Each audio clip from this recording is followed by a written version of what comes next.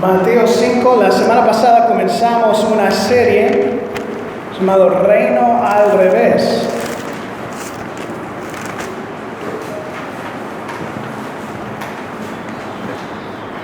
Vamos a seguir en eso. Nahuel, ¿puedes ayudarme ahí con el micrófono, por favor?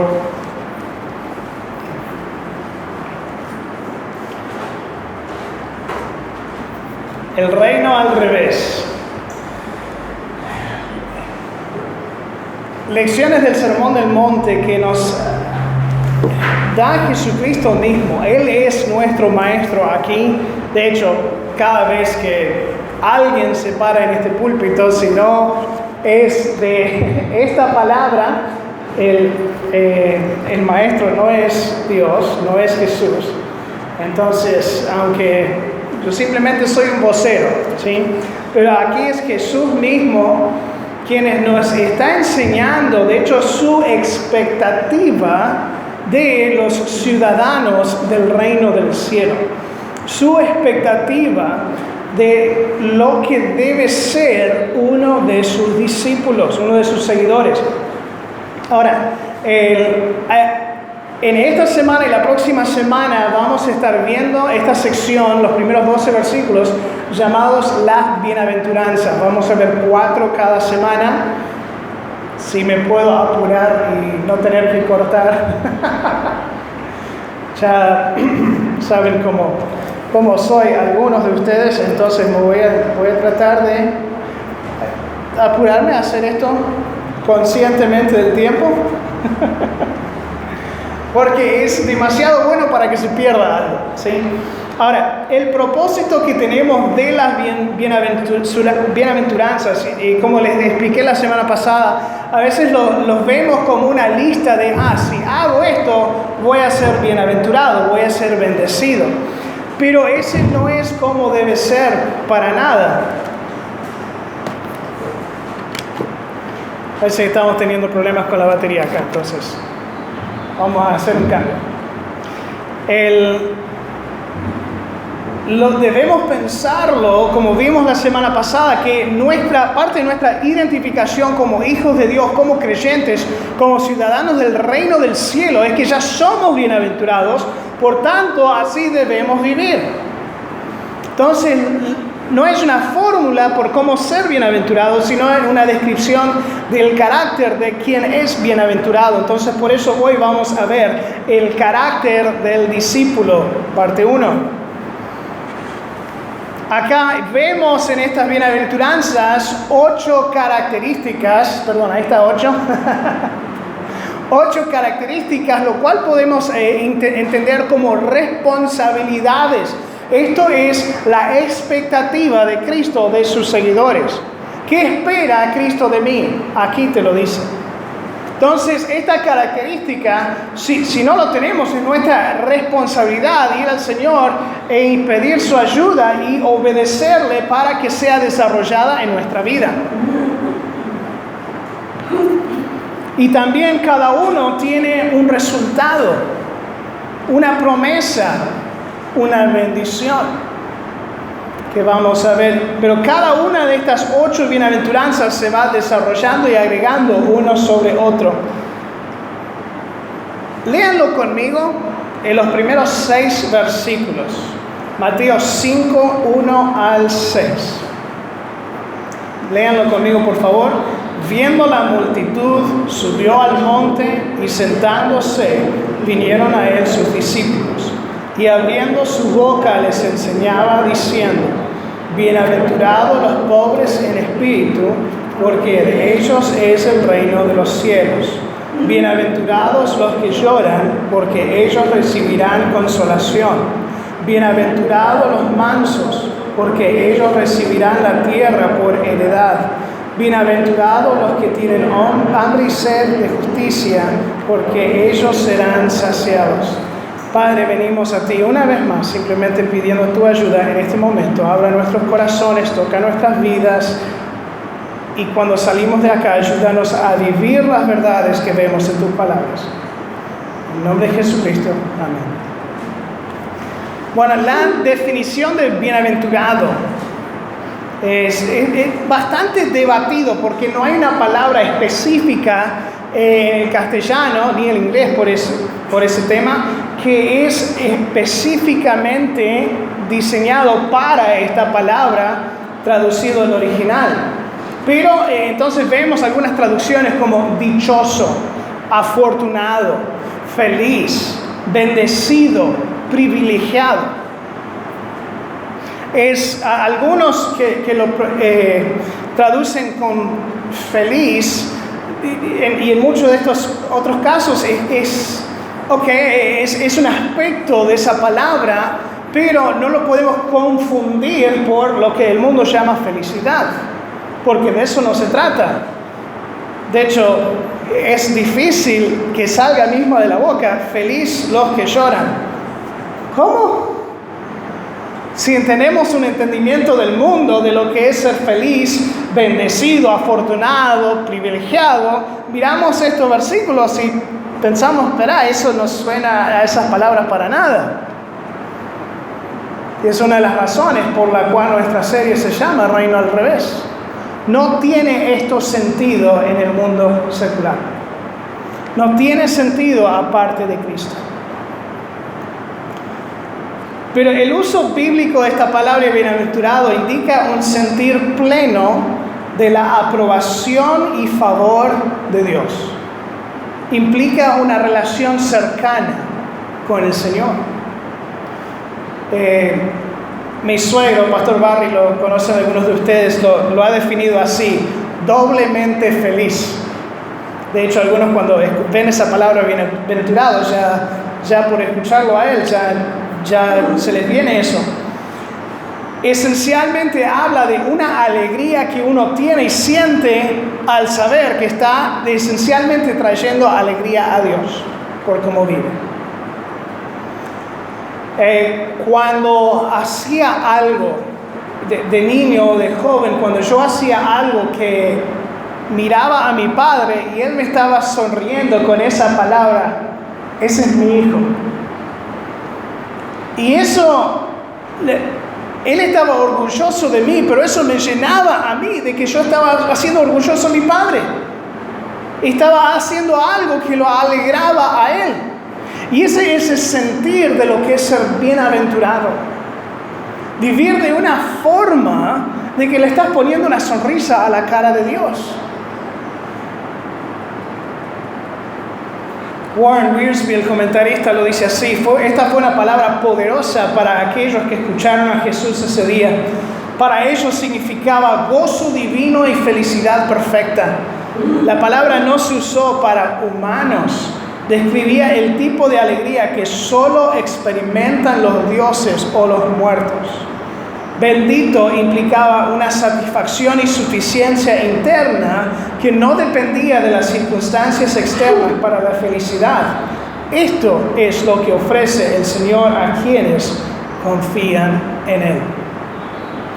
La primera característica que vemos aquí, que produce la vida bienaventurada, es una pobreza espiritual. Bienaventurados los pobres en espíritu. Como les dije, hay una responsabilidad aquí. ¿Cuál es? Ahora, primero tenemos que entender que la pobreza no es algo material que está hablando aquí. No se aplica a los que simplemente tienen falta de recursos. De hecho, puede ser aplicado aún a aquellos que tienen grandes recursos. Una persona con todas las riquezas del mundo puede ser pobre en espíritu. Y una persona que no tiene nada puede no ser pobre en espíritu. Aunque temprano en el Antiguo Testamento la pobreza reflejaba mucho condiciones físicas, gradualmente se iba tornando a que el pobre sentía que el único recurso que tenía era Dios. Entonces, para el tiempo de Jesús ya llevaba en sí una connotación de una dependencia humilde de Dios. De hecho, Isaías 66:2 lo dice así: mi mano hizo todas estas cosas, así todas estas cosas fueron, dice Jehová. pero miraré a aquel que es pobre y humilde de espíritu y tiembla a mi palabra. Jesús aquí clarifica que es ser pobre en espíritu. Es pobreza en el ámbito espiritual, expresando una condición de nuestra relación con Dios. El término griego esencialmente significa alguien quien está dependiendo de otro para su sostén y tiene la idea de ser mendigo, estar en bancarrota, no tener nada a tu nombre. Entonces, ser pobre en espíritu describe uno quien es plenamente consciente de su bancarrota espiritual. La verdad que expresa en Salmo 23:1 lo expresa así: Jehová es mi pastor, nada me faltará. ¿Y quién escribió esto? El rey David. No fue pobre materialmente. Jehová es mi pastor, nada me faltará. Está dependiendo únicamente de Jesucristo.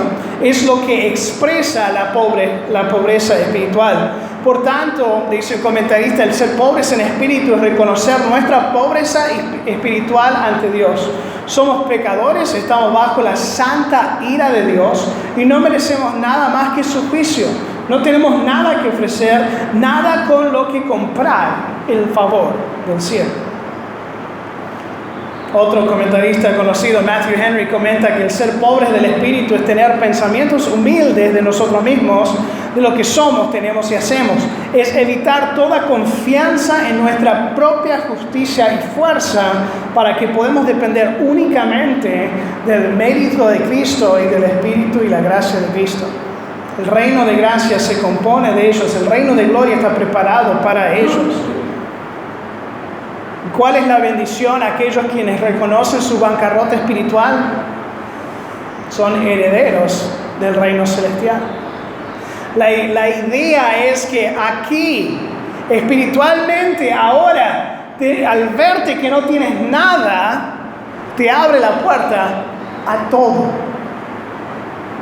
Primera de Pedro 1:3 lo dice así: bendito el Dios y Padre de nuestro Señor Jesucristo, que según su grande misericordia nos hizo renacer para una esperanza viva por la resurrección de Jesucristo de los muertos, para una herencia incorruptible, incontaminada e inmarcesible.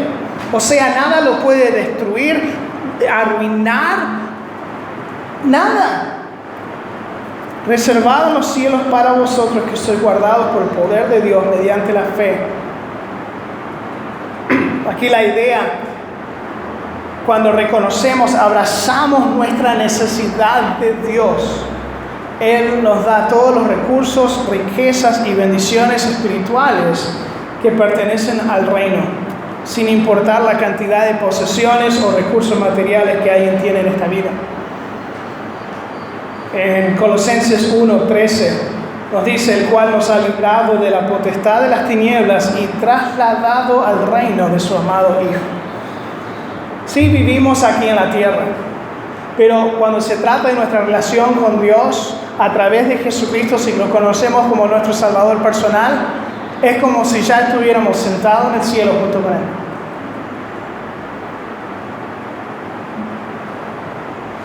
Pero ¿cuál es el obstáculo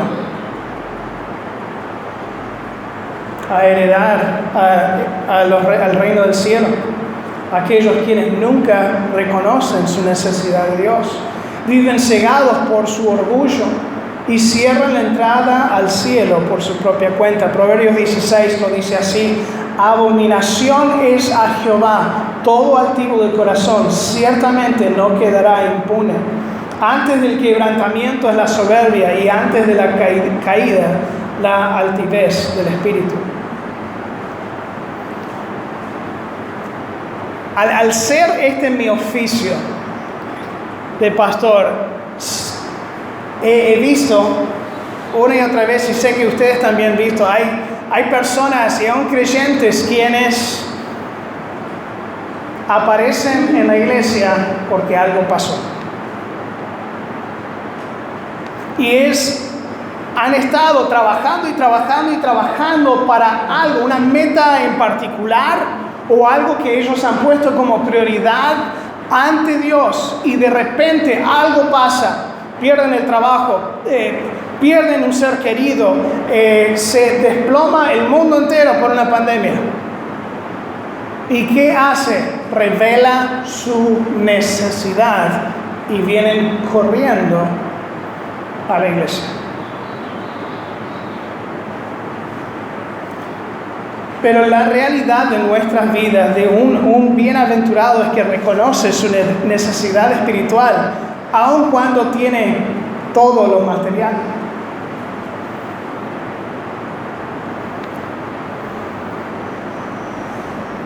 A veces pensamos que Dios es como un médico.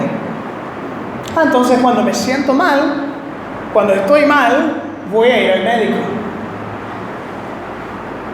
Pero Dios es más como el aire que respiramos.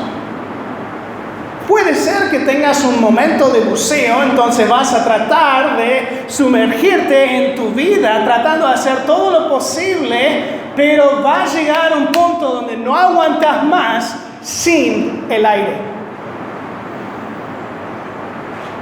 Dios es nuestro aire y tenemos que verlo así.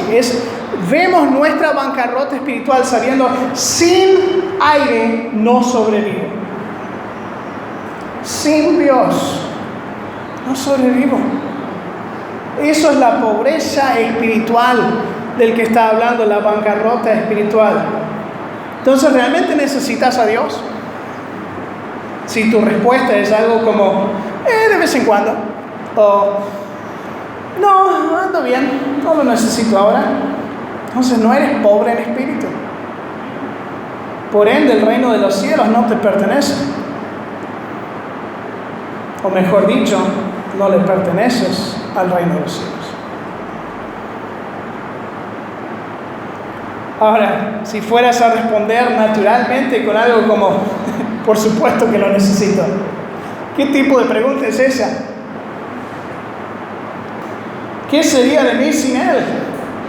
Estás expresando tu pobreza espiritual, lo cual es una característica del reino de los cielos, un discípulo de Cristo. ¿Cómo se ve esta pobreza espiritual?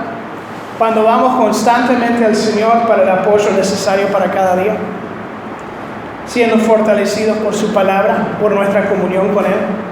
Se ve al buscar su voluntad en lugar de la nuestra en las diferentes situaciones de la vida, pidiendo su ayuda en oración para enfrentar la verdad y obedecer. Se ve al buscar la fortaleza como reacción al dolor y angustia, poniendo nuestra esperanza en Él.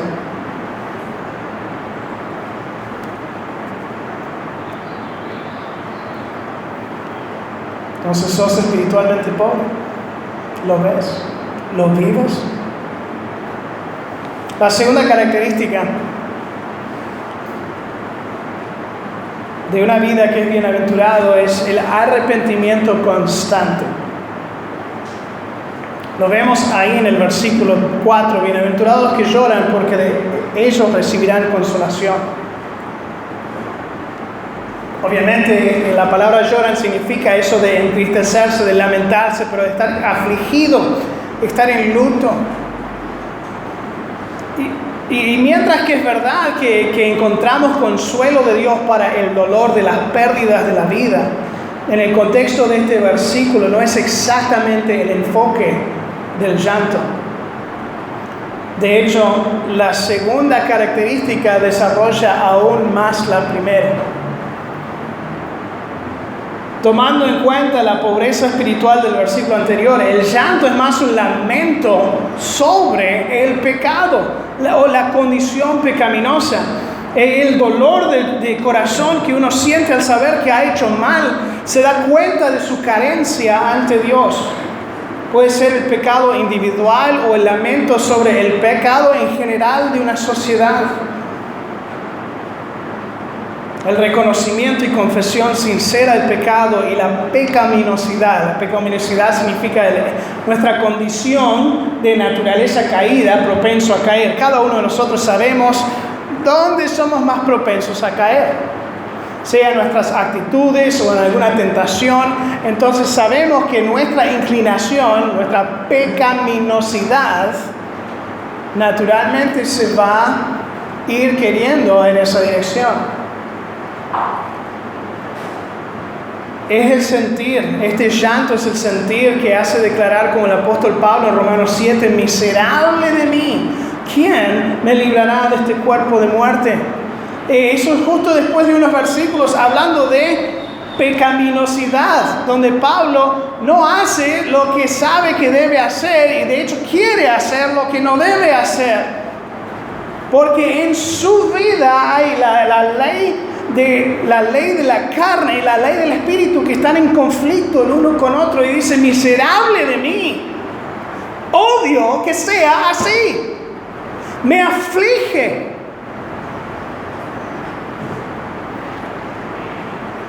David lo dijo en Salmo 51, contra ti solo he pecado y he hecho lo malo delante de tus ojos, para que seas reconocido justo en tu palabra, tenido por puro en tu juicio. He aquí, en maldad he sido formado y en pecado me concibió mi madre. El lamento no es desesperación constante o una baja autoestima. Estos manifiestan una preocupación por el ser propio, el yo. Pero el verdadero duelo por el pecado se centra en Dios. Siente la distancia que nuestro pecado crea entre nosotros y Dios, pero encuentra su consuelo en Dios, ya que la santidad del Señor revela nuestra desesperación, se une a su gracia y ofrece el perdón del Evangelio. Escuchen como comentarista Samuel Pérez Millos lo dice: el que llora afligido expresa su total incapacidad personal frente al problema de su absoluta dependencia en Dios.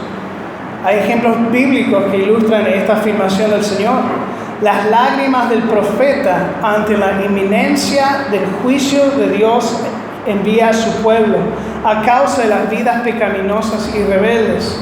Son las lágrimas del pastor ante la situación del peligro que atraviesa el rebaño que el Señor le confió a su cuidado.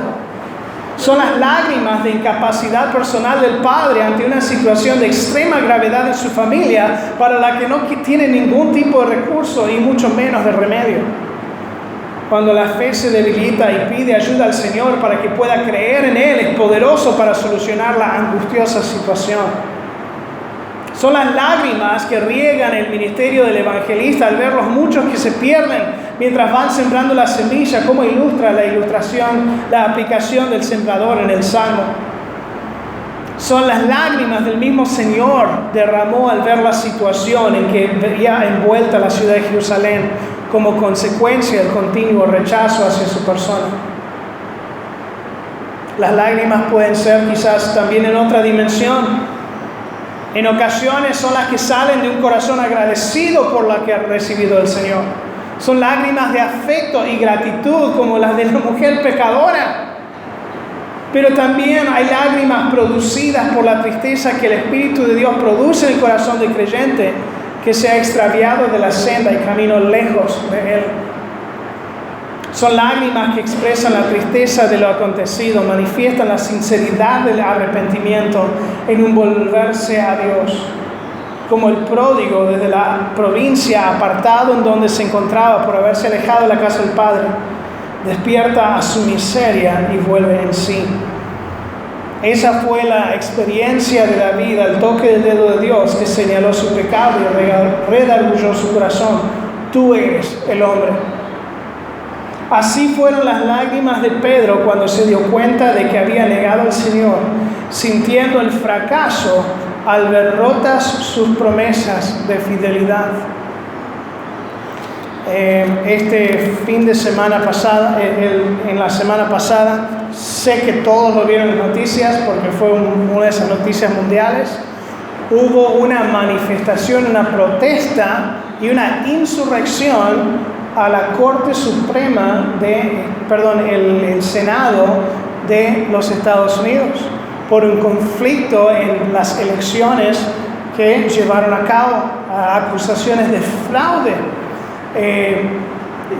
donde algunos decían presidente Biden no debería ser y otros no, presidente Trump. Todo este conflicto. Y sé que acá en Argentina están viendo eso como, sí, eso lo tuvimos el martes pasado.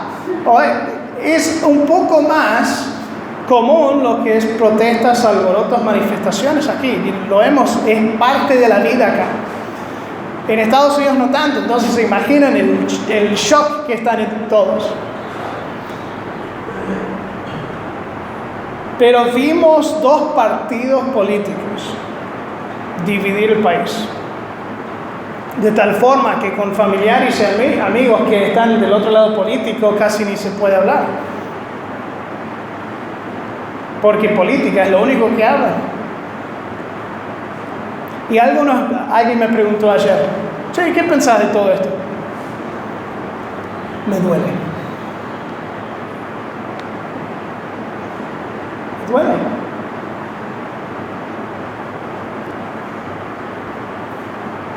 Me duele tanto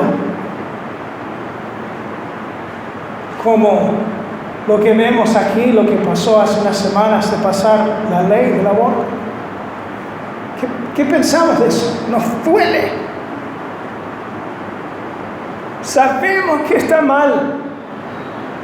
Sabemos que pone en peligro vidas. Sabemos que trae destrucción. Sabemos que es pecado. Sabemos que hay una montaña de problemas que vienen con esto, que causan esto. Y nos duele porque sabemos que Dios tiene la solución. Que Cristo puede cambiar vidas. Y nos duele porque no están tomando ese ofrecimiento de perdón. Eso nos debe afligir. Es una buena aflicción. Nos recuerda de nuestra bancarrota espiritual ante Dios. Pero ¿qué más? Nos impulsa a acercarnos aún más al Señor. Y ese es el resultado de este llanto. Y no estaba programado ni planeado ni una lágrima acá, lo siento. Pero ¿cuál es la bendición a los que lloran? Experimentan la consolación de Dios, quien está cerca al quebrantado. Salmo 34, 18 dice: cercano está Jehová a los quebrantados de corazón y salva a los contritos de espíritu. En Isaías 57, así dice: el alto y el sublime, el que habita en la eternidad, cuyo nombre es santo. Entonces ya tenemos un título gigante, majestuoso. Yo habito en la altura y santidad y con el quebrantado y humilde de espíritu, para hacer vivir el espíritu de los humildes y para vivificar el corazón de los quebrantados. ¡Qué consuelo que tenemos en que Dios está cerca! El lamento de verdadero arrepentimiento es una adoración al Señor. Salmo 51 lo dice así: los sacrificios de Dios, o sea, las ofrendas que le traen, son el espíritu quebrantado. Al corazón contrito y humillado no despreciarás tú, oh Dios. Lo bueno es que el lamento del arrepentimiento es algo temporal. Debe ser algo constante, pero cuando pasa es algo temporal. Salmo 35 dice: porque un momento será su ira, pero su favor dura toda la vida. Por la noche durará el lloro y a la mañana vendrá la alegría. Y fíjense en la situación en 2 Corintios. Los corintios estaban tolerando el pecado. Pablo les escribe una carta redarguyéndolos, amonestándolos, diciéndoles: están haciendo mal.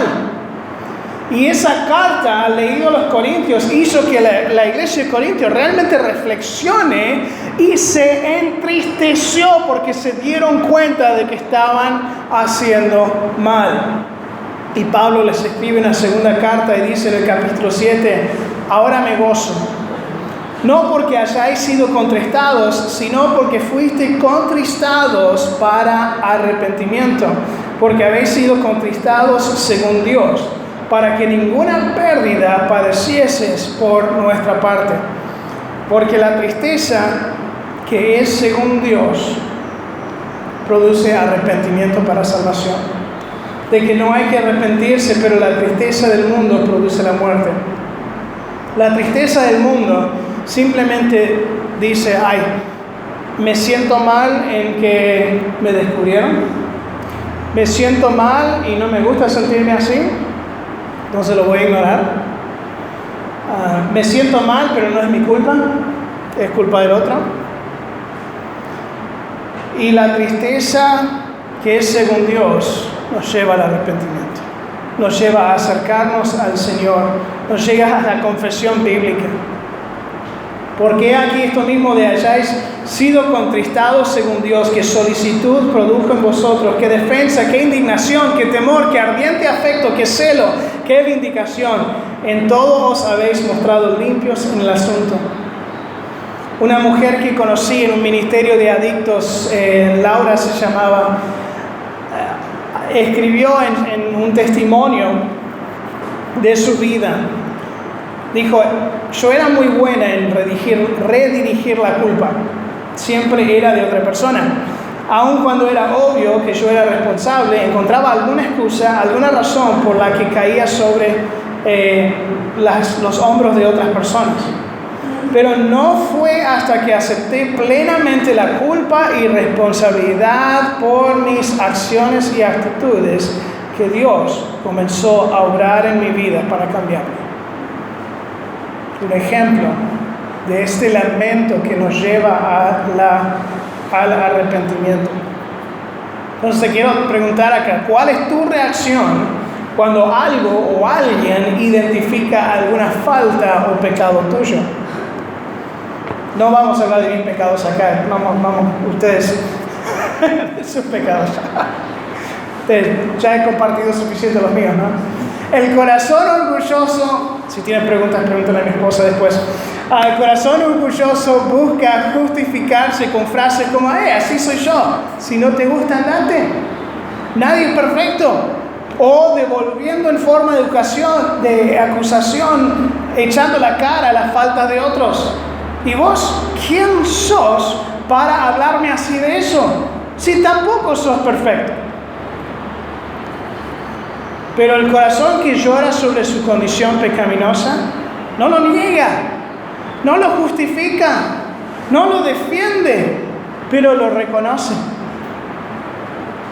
Causa una reacción de arrepentimiento, reconociendo el mal de su acción o actitud y dando vuelta al pecado hacia la misericordia y gracia disponible de Dios. Ese arrepentimiento debe ser algo constante en nuestras vidas. Si no, nos endurecemos contra el pecado. Y el pecado al autoengaño y a la destrucción. La tercera característica que debemos dejar a Dios desarrollar en nuestras vidas es la humildad consciente. Bienaventurados los mansos, porque ellos recibirán la tierra por heredad. El término aquí, mansedumbre, lleva en sí el concepto de la humildad, pero es una decisión consciente de tomar el paso de la humildad. Aun cuando se siente tener algún derecho, esto no es cierto. A menudo la mansedumbre puede ser confundido por algo débil. Casi de cobardía. Si alguien es manso, a veces no se entiende eso bíblicamente como se debe entender. Se le piensa como debilidad, pero de hecho es algo inverso. Es una fuerza interior que controla la pasión y enojo, tanto que la expresión exterior resultante es apacible, gentil y humilde. Tito 3:2 lo dice así, que nadie difamen, no sean pendencieros, sino amables, mostrando toda mansedumbre para con todos los hombres. Se usa esa palabra manso para hablar de caballos que han sido tomados, es manso. ¿Eso significa que le han quitado toda la fuerza al caballo? Absolutamente no. El caballo sigue siendo un animal poderoso y fuerte. Pero ¿qué han hecho? Le han enseñado al caballo a controlar esa fuerza y poder y lo han dirigido a un propósito mayor. Eso es lo que hace la mansedumbre en la vida de un creyente.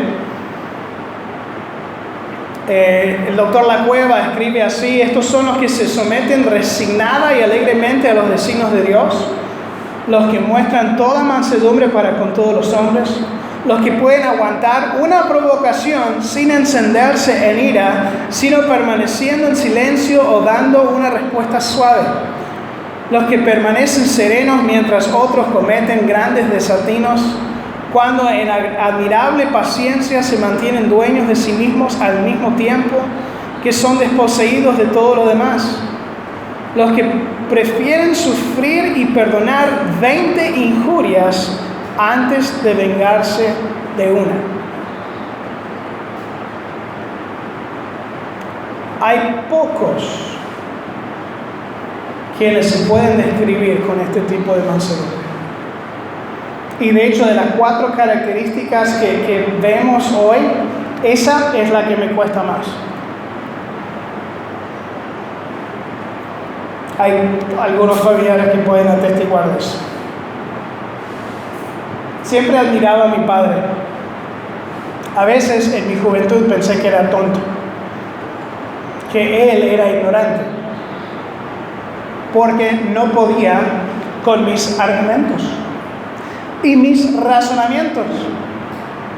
Pero después, al conocer a mi padre de adulto,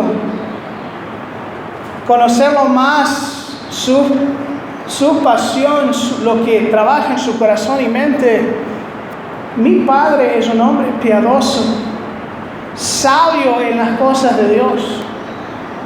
Y lo que refrenaba su lengua contra mí era el Espíritu de Dios trabajando mansedumbre en su vida. Y yo creo que yo soy la causa por la que ahora tiene mucha mansedumbre.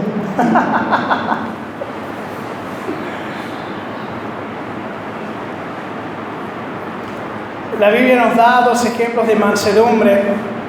En Moisés, en número 12:3, nos dice que era muy manso, más que todos los hombres que había sobre la tierra.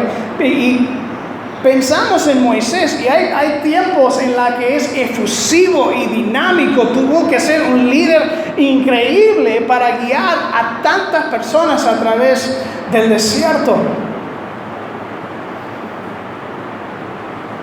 Pero antes de eso, recordamos que en Egipto asesinó a un hombre. En Egipto él era entrenado para muy probablemente reemplazar al faraón. Él tenía el carácter, la personalidad de un rey. ¿Y qué hizo Dios? No te puedo usar así. Y vivió por 40 años en el desierto. A tal forma, y Dios lo cambió, de tal forma, creó esta humildad, una mansedumbre en él, que cuando le dijo, ahora sí, ahora te voy a usar, ahora vas a ser el líder de mi pueblo, dice Dios, no creo que lo pueda hacer solo, necesito ayuda.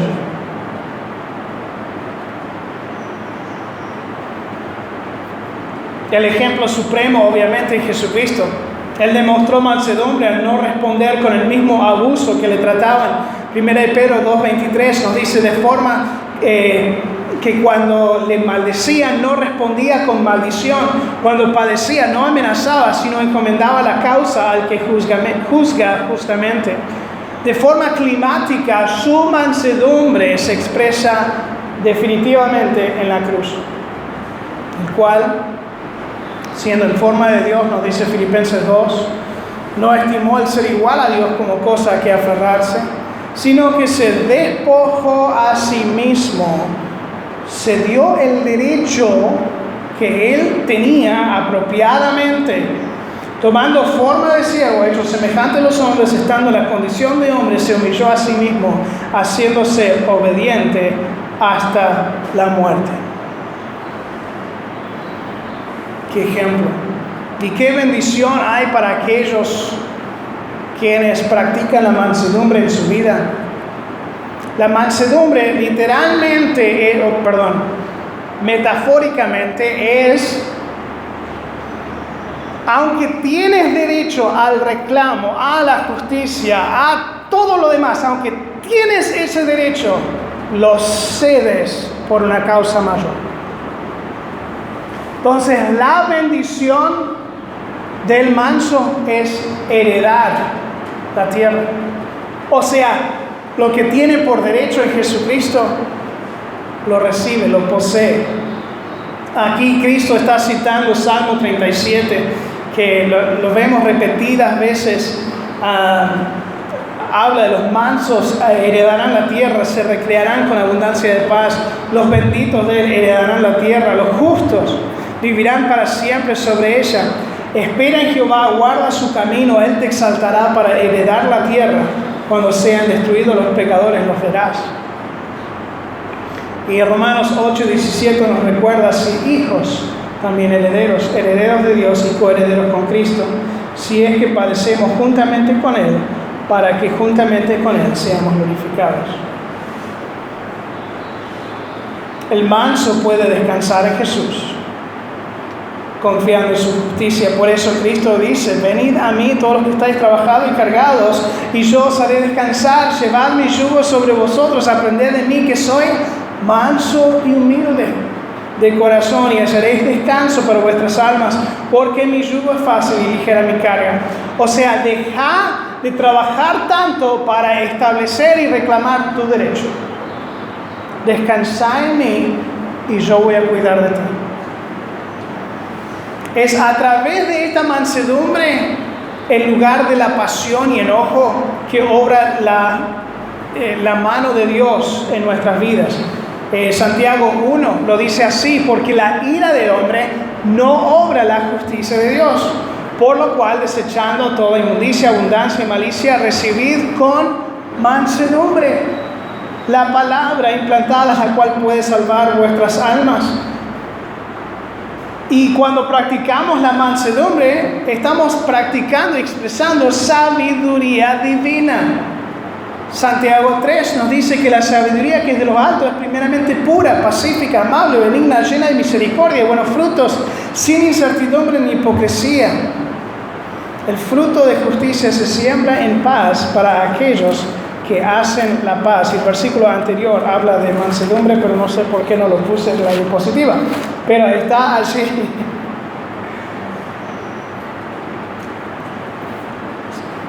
Seguramente, como yo, se han mordido la lengua de vez en cuando, accidentalmente. Duele. Cuando nos mordemos la lengua en el medio de una discusión, sí, hay un dolor temporal. Duele no recibir lo que pensamos que merecemos. Pero ese dolor temporal ni se compara con el derecho y los beneficios que Dios nos da y la obra que Él hace en nosotros a través de la mansedumbre. ¿Cómo se ve en la vida real? Por el medio de una discusión, probablemente sientas que tengas derecho a soltar la lengua, a reclamar todas las faltas de la otra persona, aplastando su argumento en todo el peso de tu razonamiento perfecto.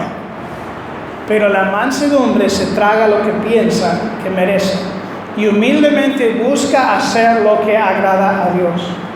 Busca ser amable y benigno, aun si el cónyuge, los hijos no lo merecen.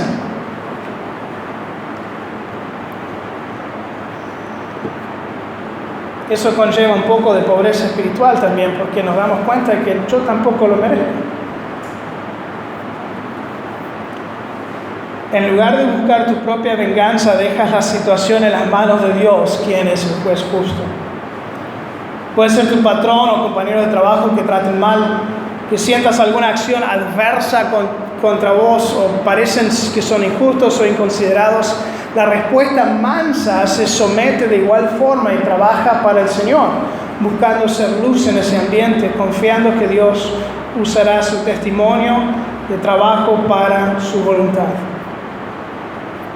Y vamos con la última aquí, el deseo correcto. Bienaventurados los que tienen hambre y sed de justicia, porque ellos serán saciados. ¿Cuál es la responsabilidad? Fíjense, el hambre y sed es el anhelo de tener de algo tan necesario como el sustento diario. Cantamos la canción de Salmo 42, como el siervo brama por las aguas, así clama por ti, oh Dios, mi alma. Mi alma tiene sed de Dios, y es Dios vivo. La justicia es la rectitud, hacer lo correcto en toda situación. La justicia perfecta es imposible para el hombre natural, pero la justicia otorgada por Dios involucra nuestra dependencia en Él. Y esa justicia otorgada por Dios nos lleva a la justicia practicada por el cristiano. Filipenses 2, 12 al 13. Dice, por tanto, amados míos, como siempre habéis obedecido, no como en mi presencia solamente, sino mucho más ahora en mi ausencia, ocupaos en vuestra salvación con temor y temblor, porque Dios es el que en vosotros produce así el querer como el hacer por su buena voluntad. O sea, al obedecer, Dios produce ese deseo. El deseo no produce la obediencia. La obediencia produce el deseo. Es a través de la obediencia que experimentamos la obra de Dios en nuestras vidas.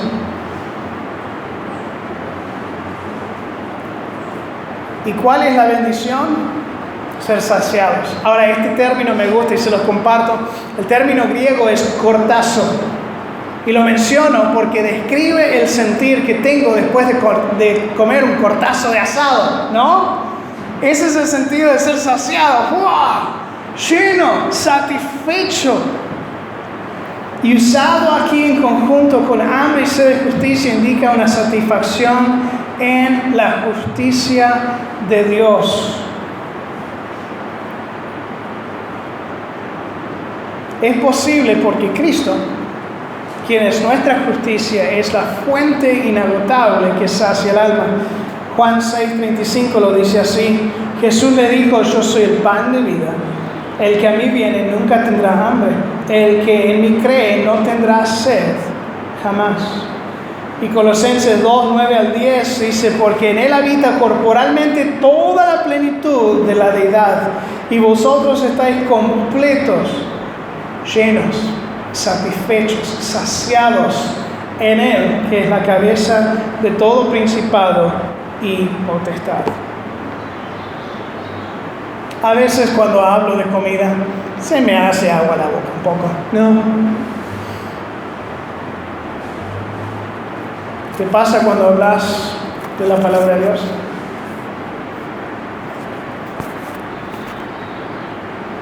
Despierta en ti ese deseo.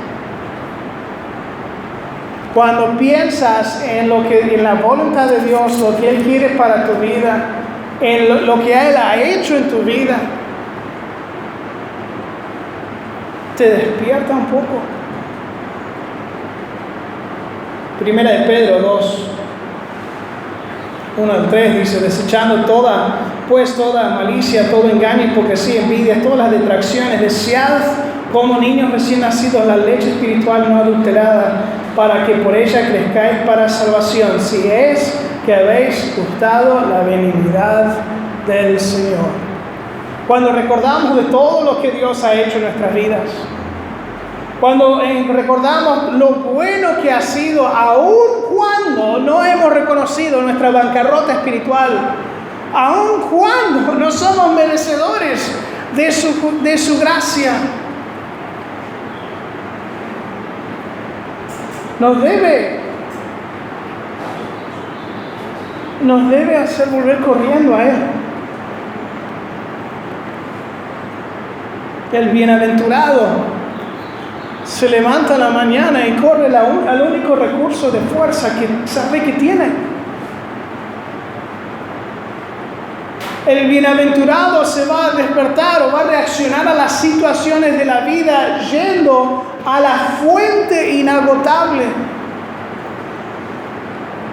al recurso que nos muestra el camino de la justicia de Dios. ¿Cómo sabemos qué es la justicia de Dios si no tomamos el tiempo de conocerlo?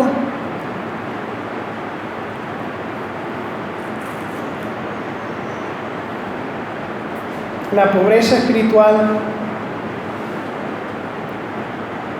el arrepentimiento constante. Están ahí los 4 al final, si los quieres poner, Lucas. La humildad consciente, el deseo correcto. 4 de las 8 características que vamos a ver de una vida bienaventurada. No es bienaventurada porque hace estas cosas, sino hace estas cosas porque es bienaventurada. Te pregunto, ¿tu vida refleja que eres bienaventurado?